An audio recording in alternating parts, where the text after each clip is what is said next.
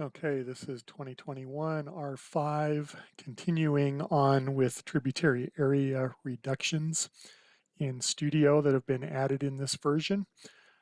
Please see the first video talking about some of the background and the differences between IRC and IBC if you didn't already watch that before you continue with this one.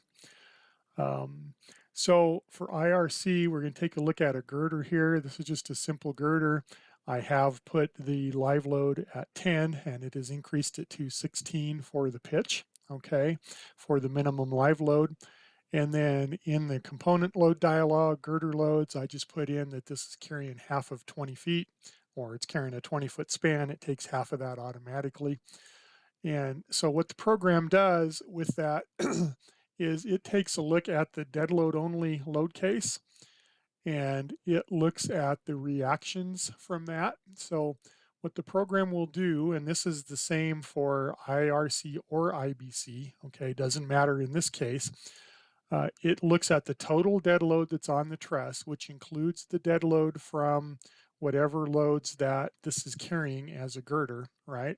It adds it together.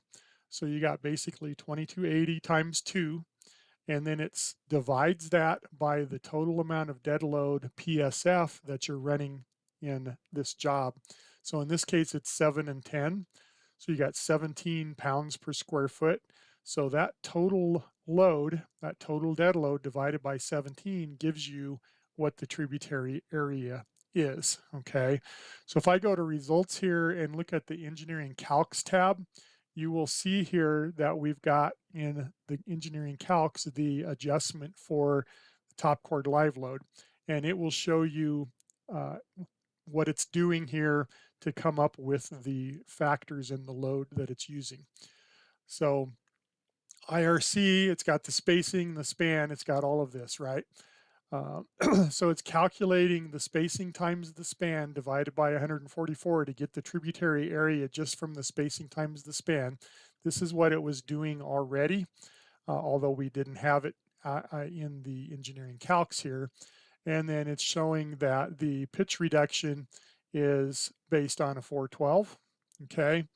And doing the table lookup for the minimum PSF is set to 16 PSF. So basically that's just talking about the slope reduction. So based on a 412 slope, you get a pitch reduction down to 16 PSF. Then it's saying, okay, the tributary area reduction, the area is, and here you see that calc, it's the sum of these two reactions, 4560 divided by 17 equals 268.24 square feet, okay? So that means when you look at that IRC table that you're in the second category, you're between 200 and 600 square feet, which means that you're allowed to go down to 14 PSF instead of 16 PSF. Now, behind the scenes, what the program is doing and why this is in the audit here is it's recognizing that it's already been reduced from 20 down to 16, so it can't reduce it down from 20 down to 14 again. It's going to reduce it an additional amount here. It's calculating a factor of 0.88, okay, 14 over 16. It was already reduced to 16, now it's reducing to 14, okay? And that gives a factor of 0.88. That 0.88 factor is applied to the load combinations behind the scenes that involve roof live load. Again, it's only a roof live load reduction, has no bearing on dead loads or live loads or wind loads or snow loads. This is roof live load at 1.25 duration construction loads only, okay? This 0.88 factor is applied to the load combinations to bring the roof live load down to 14 pounds from 16 pounds. And that's the note then that you end up with on the engineering drawing, okay? For IBC, the same exact truss with the same exact load applied, we can take a look at the engineering calcs here. It's doing all of the same calculations. You'll see that it will show you the reduction here for pitch. The pitch factor R2 is 1. There is no reduction for pitch under IBC, okay? So you're still at 20 pounds. And then the tributary area reduction is the same calculation, and it throws it into that formula and it comes up with a 0.93. It also has to check to see if this has already been reduced for the pitch or not, so that it knows what additional reduction to take. In this case, it's the same 0.93, and that results in a total load being applied of 18.64 PSF. Okay, so all of that's a little bit confusing, I understand, but for the engineers that might be listening in on this, that's just the way that it needs to be done. Okay, so that we can get the right amount. It's important to note that the loads that are shown on the truss drawing do not get decreased. They have already been decreased by the pitch factor if one is applied, but they are not reduced by the area factor if one is applied, because it's only true that that load is reduced because of the tributary area, and it only applies to the girder. It does not apply to the individual loads. And here's one more case of this same girder truss where it's got that same load on it, plus I added a 2,000-pound load, just to show you that the tributary area now is increased because we have additional dead load of 920 pounds that adds into the total load that's applied to the truss here compared to before. So now we've got a total of 5,480 total pounds dead load, divided by your 17 pounds per square foot gives you a total area of 322. And so your R1 factor for IBC comes out to a 0.88 instead of what we were getting before. And that's what gets applied, bringing the live load down to 17.55. Okay. It's a lot of math and a lot of figuring out here, but it's all working well and straightforward, and it is reflected in the notes that are on the truss design drawing. Okay, one more to show you here, and then we'll look at a couple of those truss design drawings. This is a load transfer loaded girder.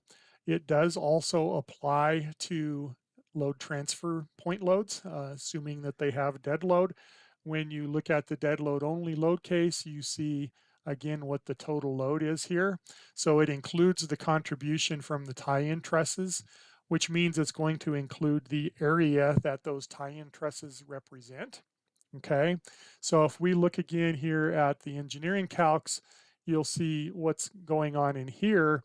Right now, I do not have the area reduction applied. I've only got the pitch reduction. It's a 512, so you get a reduction in R1, or for R2, I should say, of 0.95. You get to reduce that to 19 PSF instead of 20, okay? But now let's go back, and I'm going to open up the template manager, and we're going to turn on the area reduction just to show you how that affects everything. And we will rerun the truss. And when we look at the engineering calcs now, you will see that it's now changed the output here, and it shows used area reduction is active, and it shows what the calculation is for the pitch. And then here's the trib area. The total of 6737 for your dead load divided by 17 gives you this. For your area reduction, gives you an additional R1 factor of 0.8, okay, which brings it down to 15.27 altogether for the total reduction that you get, pitch and area included. And that will show on the engineering drawing. And with that in mind, let's take a look here at just a couple of drawings that are output. Let's look at, let me find one here. Let's look at this one. So here's that IRC girder. As soon as it opens up, here it is. Here's that IRC girder. Of course, it always shows 20 up here, and you get the asterisk, and then it says 20 PSF live load has been reduced for pitch and or area, because we don't know if both apply, right? So we want the same note. It will show what the area is that was calculated so that it's easy to verify this, okay, to 14 PSF, okay. All of these loads that are here that are represented, again, are not reduced by 14 PSF. They're actually based on the 16 PSF because the slope reduction applies to everything, but it does not apply the area to everything. Only the girder gets the area reduction. Okay, so that's in here. And if we look at an IBC, that IBC girder, let's look at the one with the point load on it right here. You'll see the same kind of a note, and it will tell you that you have no reduction. This is the 412. So you have no reduction for pitch, and you have the 0.88 for area, which gets you down to the 17.6. And if we look at that load transfer option, you'll see here, because it's 512, that the note right here, 20 PSF live load has been reduced for pitch. R2 is 0.95 to 19 allowed by the selected code. Okay, oh, that's the one without the area before I applied the area reduction. If you have the area reduction turned on, then it would show that as well, and you'd get both. Okay, hope that makes sense. That's pretty much it for the area reductions. It's again good to note that these point loads are not reduced on the drawing. So these are the point loads that match the reactions from the tie-in trusses, and they do represent what the hanger needs to be able to support and all of that. It's only when you have all of those loads applied to the whole girder truss that you can take the area reduction. So we do not reduce what's shown, we reduce it behind the scenes to what the girder has to carry based on what's applied. Any questions? Please let me know.